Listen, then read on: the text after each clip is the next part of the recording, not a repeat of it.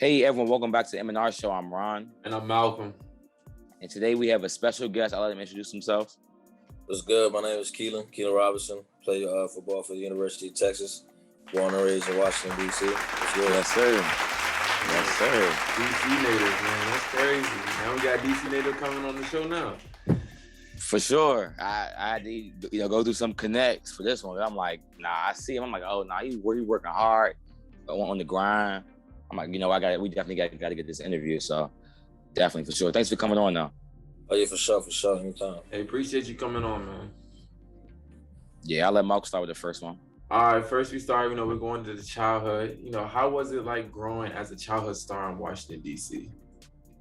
I mean, honestly, it was kind of fun. I mean, like, you can go to every youth game, people, like, knowing who you are, like, walking into the stadium. It's crazy because, like, I don't know how the landscape of youth ball is now, but I know, like, back when I was playing, it was kind of big, you know what I'm saying? Like, not really, because, like, it was really before the internet, but, like, if the internet was, like, as prominent as it is now, back when we played youth ball, like, it would have been crazy, but nah, it was, like, it was a spectacular week. Like, it was fun, for sure. I mean, yeah.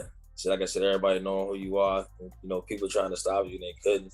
And we had a great team. My team, we played together from basically like age 6 all the way to high school, so it was always fun. Hey, that's a lot of years. That's a lot of years now. Yeah. Facts. Now, I know you played for Big House. Did you play for any other teams? Nah, I only played for Big House. I only played for one high school. I didn't play middle school football. I went to one middle school, played for one youth team. I always kept it one team. Okay, so now talking about Beacon House, like what coaches helped your impact? Like who helped you grow as a player? Coach Rodney, definitely number one. I mean, for sure.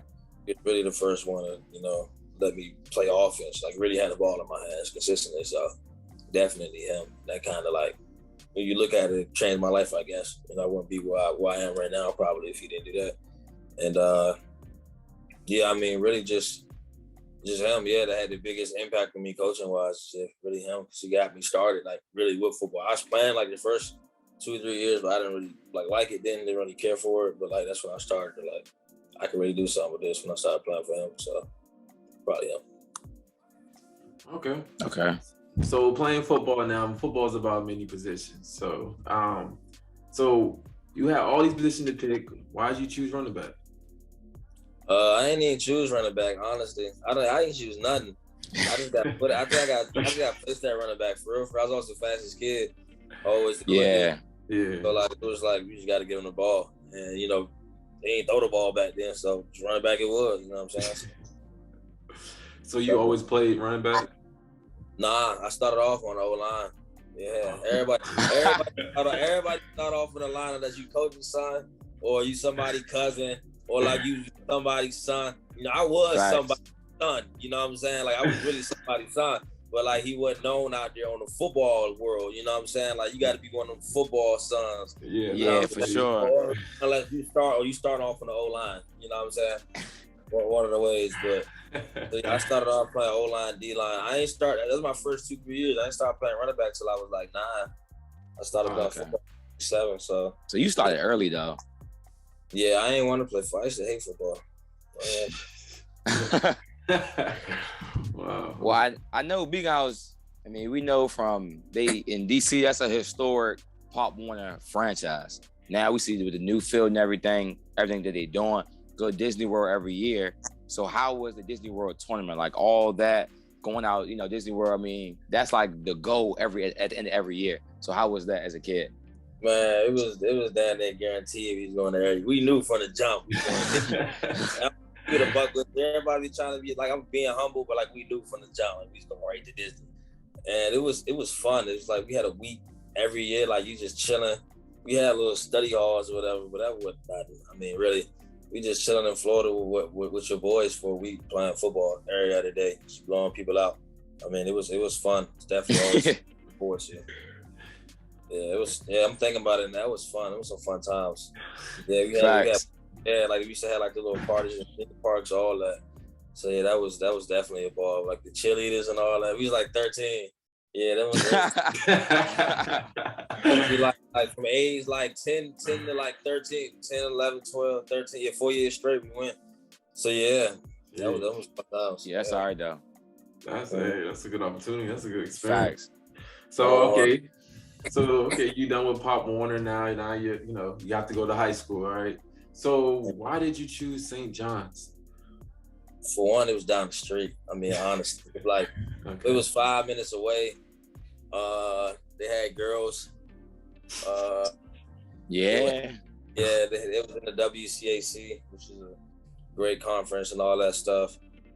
I mean, they had the Under Armour uniforms. They had everything. They just didn't win like that. I mean, they weren't garbage, but like they were just slightly above average. Like they was third, fourth place every year. You know what I'm saying? And I was like, sure, why not go in there and just change it up? You know, we did that. You know what I'm saying? So that's really what it was for me.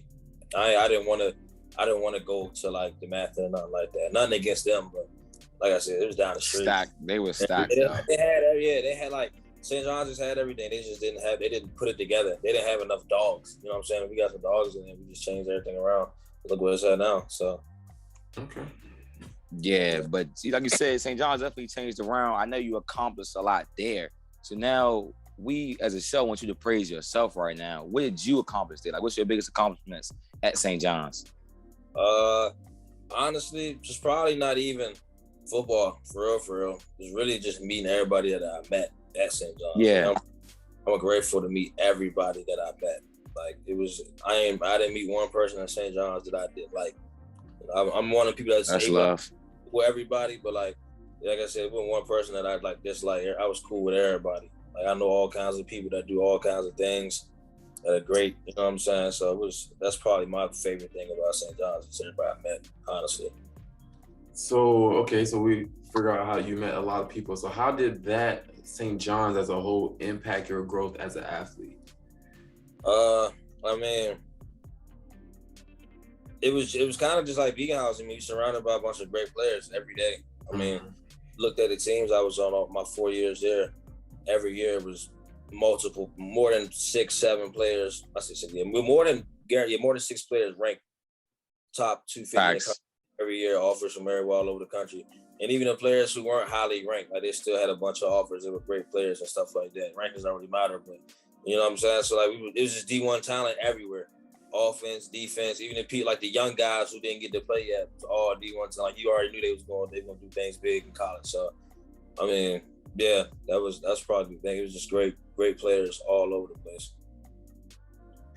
So now with the St. John, you said you met a lot of good people. So like coaches wise, is there any coach that kind of like took you under their wing, helped you grow as a person as long as on the field as well?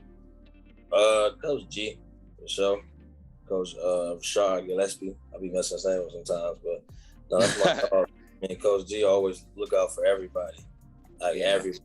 Take you under his wing, drop you off, get some food, whatever. And driving from one side of the country to the other side of the country, taking kids to camps, all that. I mean, so, you know, his family, you know, let you stay at his crib, all that, because he's a real great guy. So definitely him.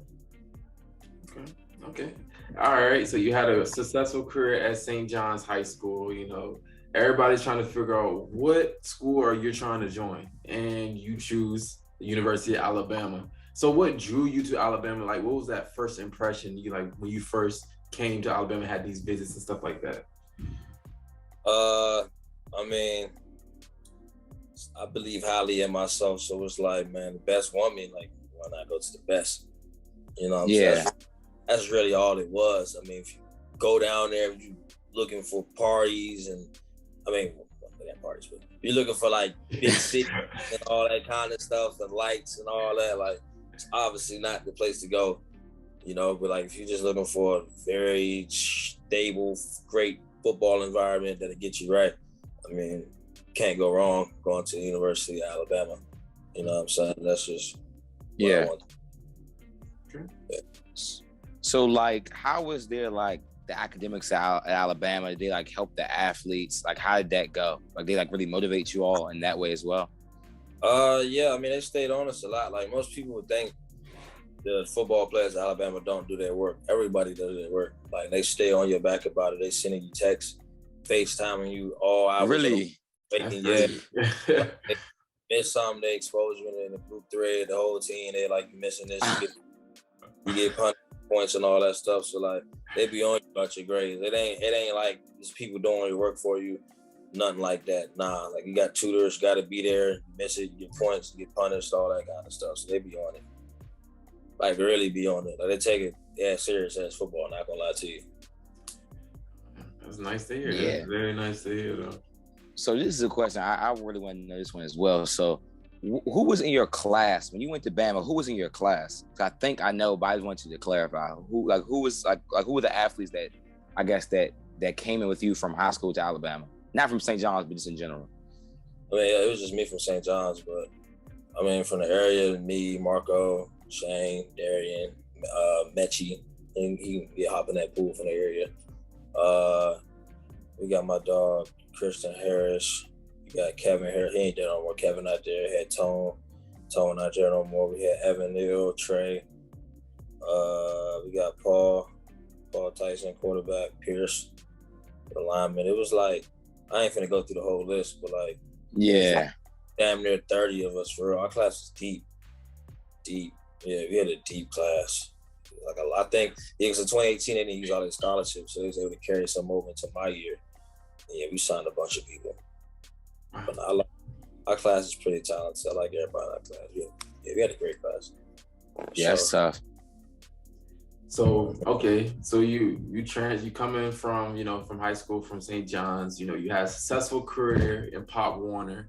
You had a successful career in high school. You're coming in college in Alabama, and you had some great coaches that impact your life. But what was it like playing for a national championship type coach in Nick Saban? Honestly, it was just like every other coach in my life. I'm gonna keep it bucket. It wasn't nothing spectacular. It wasn't nothing different. I was thinking some excitement or something. Like it was no crazy feeling in the air. Oh, okay. I didn't put up that. He's a great coach, obviously. You know what I'm saying? But like he was just like a normal coach. I mean, for real. Like it wasn't nothing different. He wasn't doing nothing different from the rest of the coaches in the country. But he had his own way of doing things, obviously, that made us so successful. You know what I'm saying? And when you play offense there, like you don't really interact with him as much as someone on defense because he's much more of a defensive coach. He doesn't really focus on offense that much. He focuses on a lot, but like defense is what he coaches. And so like he spends a lot more time with players on defense than he does offense. But it's just you gotta just be on your A game when he's around, basically. That's type thing. Get that excitement. And Malc, you had a follow-up question about Sarkeesian too, right? Oh yes. But for Sarkeesian, all right. So he's your offensive coordinator. How did you feel about Sarkeesian though? I always liked Sark. Coach Loxley was the one who the head coach of Maryland now. He was the one really recruiting me out of high school. Mm-hmm. When he took that job in January, I think that's when Sark had took the offensive coordinator job at Bama. And I mean, from then on, since he left, I mean, they could have decided to go another way, but Sark liked me a lot. He was like, we'll keep recruiting this kid. So, I mean, Sark started recruiting me for like the last month or two of my recruitment. For my time with him at Bama, it was always fun. I mean, me and him never gotten into it. Always had a great time. His playbook was real nice. I mean, I understood it front to back. Learned it like a week, really. I didn't even study it that much during the summertime. I just learned it during camp, honestly. But I didn't study it at all. I just learned it during camp. But nah, Sark is a great coach. His work shows, so yeah. Ain't even gotta say too much about him. That's true. So what was it like winning the national championship? Like, what is that feeling? How does that go? What did it take to get there? All of that. I mean, it's a great feeling. I mean, when you're at a place like Alabama, it's almost expected though. Like you're expected to the championship. So like when you win them, it's like, yeah, we did that, but like that's what we expected to do. So I'm not gonna sit here and be like it was the greatest feeling in the world. It was, I mean, no ring ever in my life has felt like no championship. I mean, from Pop Warner to high school to college, like it was always like, man, this is what we supposed to do. So like when we finally did it, it was always like, it's just business, So I like that. I like that mentality. That's a nice mentality. Okay. Yeah. I know we talked about Steve Sarkeesian and the things that he has done, especially as a offensive coordinator for you, and your knowledge of the schemes. So we're going from, just like you told me about Alabama, somewhere you stay focused and play football, and you said you'd rather have that, but now you're going to a big party school and a big school in Texas, and we understand what Steve Sarkeesian has done with him and his system and his scheme for, the knowledge that you have for his scheme. But what else brought you to Texas, The things that the school could do for me after football, honestly, that's really what sold me, more so even in football. Because, like, if you look at the players who play here, when they're done playing here, like, they're well taken care of. You don't really hear both Ocho brothers, both on TV now. Yeah, like, they're just well taken care of, biggest alumni base. It's a great school. I didn't even know Texas was that great of a school. As great of a school as it is. It's like it's not an Ivy school. It's like one of the schools that's considered an Ivy school. You know what I'm saying? So I didn't even know it was that cool. Like I said, the biggest alumni base. They always tapping in with the people who still are here, people who graduate from here. Like, you just always taken care of. So that was a lot of it. Hey, Texas, they doing a lot of money. I see what your coach got. So I mean, they gotta take care of their players. They gotta take care of their folks. Everything is bigger in Texas. The bag is bigger. The cars is bigger. The stadium is bigger. Everything is bigger in Texas. I'll tell you that for sure. I think you're gonna have a great time down there. So when you first were going to the transfer and everything, you're meeting different coaches and stuff like that. Like, what did you discuss your role being, or would you at least want your role to be? I mean, my role, the role that I want for myself is, it doesn't have, with the kind of player I am on offense, I can do it all. So I don't have to be starting. I don't have to have 25 carries a game. I don't want 25 carries a game. I will gladly take them, but I'm not going to be like, let me get 25 carries a game. I'm not 6'2", 220 pounds. You know what I'm saying? My thing is, I need touches, I want 15 to 20 touches a game in all ways, offense, special teams, running the ball, catching the ball, just ways to make plays for the team, in all three areas. And that's where I feel like my skills can be best utilized. So explain to me, so what are your personal goals that you would like to have at Texas? My personal goals to have at Texas is, one, to have a great time here. I mean, the field, off the field, just soaking it all in. I always tell people to live in the moment. A lot of people, they like to live their lives in the future more so, and they miss out on things in the present. So, just want to soak everything in. And I mean, on the field, just being as successful as I can, and just making sure that I put my team in the best position to win, and I put myself in the best position to create value for myself. So my goals. So, how did the transfer portal go? I mean, the transfer portal isn't that old, like the new style of it. So, how did that go? I know, explain to the audience that they don't really understand how the transfer portal goes. All right, so basically, the simplest way I can put it, transfer portal is like a dating app. You just put your name in the joint, and when you pop up, whatever coach in the country sees your name, sees the school you go to, they can contact you. That's basically what it is. Any coach in the country, from D1 to all the way down to division, whatever. And JUCO, all that stuff. They can all hit you up. And you basically just filter out what you like and what you don't like from there. It's just like high school all over again. Just a recruiting process. But it's just it's really the same. It's kind of different in different ways, but it's mainly the same thing as high school. So. You said it was an app, or you just saying it was just? No. It's not an actual app. Nah, it's it's online. It's like a database. I don't even have access. The only people who have access to it is coaches and schools and stuff. There's people who just the recruiting people. They were look in the portal every day, just to check who pops in. Do we need this for our team? Do we need this for our team? Is this in our this year? If it's not our recruiting class, can we go get an older guy from another school to come in right now? Basically, so. Yeah. That makes sense. All right, that makes sense. Okay. Let's go life after college now. All right, we've gone through the experience. You went to, Pop Warner. We've gone to your high school experience at St. John. We've gone to college, where, you haven't really started Texas yet, but you know, you've been there, you know, quite some time, so you really have a kind of feel around for Texas, and you've been in Alabama. So my question is for you is, if you can go back in time 10 years ago, what would you tell yourself based on the journey you have been through so far? I would tell myself to keep doing everything you're doing, honestly. I mean, I did the school thing. I made sure my grades were always straight. Made sure that didn't hold any opportunities from me. With the football thing, I mean, I always did my thing on the field, and you know, just let that take me wherever it took me. You know, and I feel like, yeah, just keep doing this. I'd be in the same position I'm in now, which is the position I wanted to be in. So just keep doing the same thing, bro. Just stay focused. You know what I'm saying? Don't let nobody knock you off your path. That's what I tell myself. Yeah, so like, what do you like? What's your goals if football just doesn't work out? Like, what do you want to do? Like, what do you major in? Any future life plans? So I was majoring in business management at Alabama, but when I transferred over here, this is new major. It's called leadership, which is like communications, business, liberal arts, all in one. And I mean, I don't know exactly what I want to do career-wise yet, but I know I'm like a real entrepreneur, business oriented, so something in that field, you know, something like that. So, yeah.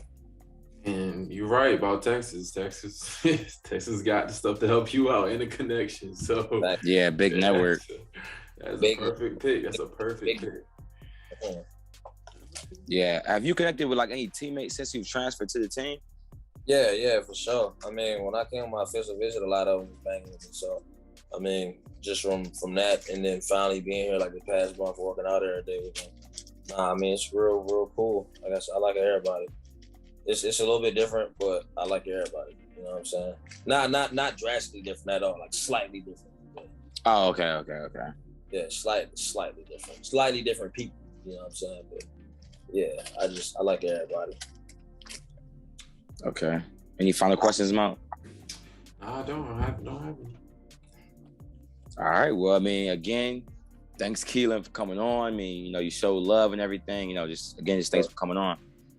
Hey man, I appreciate the opportunity for us to interview you. I liked everything about your story and everything like that, except that you was a Chargers fan that we talked about before. I just don't understand that. I just can't get it through my mind. Can't understand how you could be, from Washington and be a Chargers fan. But I'm a Cali boy at heart. You know what I'm saying? Yeah, okay, all right. I got you. Okay, I need to be a Cali boy too, I guess. Yeah, for sure. Appreciate y'all for having me, man. Ain't no problem, man. Yeah, so, just make sure you all, subscribe and like to us on YouTube at M&R Show. And follow us on Instagram and on Twitter at Malc and Ron Show. And thank y'all for the support. See y'all later. All right. Yeah.